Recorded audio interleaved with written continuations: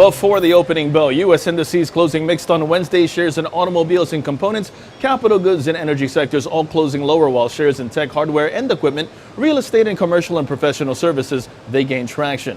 On the economic docket, MBA mortgage applications decreasing by 2.6% in the week ended July 27th. The ADP National Employment Report showed U.S. companies adding 219,000 jobs in July. Market manufacturing PMI falling at a final estimate of 55.3 in July, while construction spending month over month fell by 1.1% in June, while ISM manufacturing PMI decreased to 58.1 in July from 60.2 in June. And there's one more, the Fed releasing its FOMC statement stating that it decided to maintain the target range for the federal funds rate at 1.75% to 2%. The Fed adding that the economy is growing at a strong rate and continues to expect further gradual rate increases. When combined, decliners ahead of advancers, 70% of S&P 500 constituents, they traded lower yesterday. Now, after the markets closed, T-Mobile announcing second quarter EPS of 92 cents versus 67 cents 1 year ago on revenue of $10.57 billion, net income increasing by 35%. Tesla Motors second quarter LPS of $3.06 versus $1.99 a year ago on net revenue of $4 billion. The net loss decreased to $743 million from $785 million last year.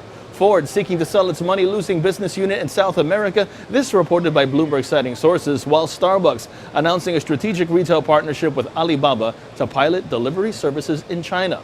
Speaking of China, Asian markets down today. The Nikkei down 1.03%. The Hang Seng down 2.21%. China CSI 300 down 2.22%. And South Korea's Kospi down 1.6%. European markets losing ground and U.S. futures calling for a negative start.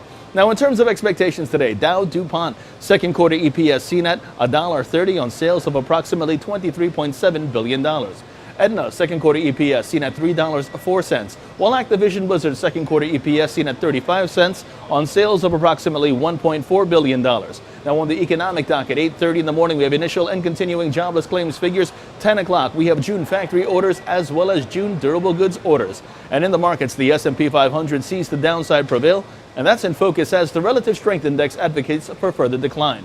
So short positions below 28.15 are favored, with targets at 27.9250 and 27.8550 in extension. The Nasdaq, meanwhile, sees its target at 72.02, and the Dow Jones, that's under pressure.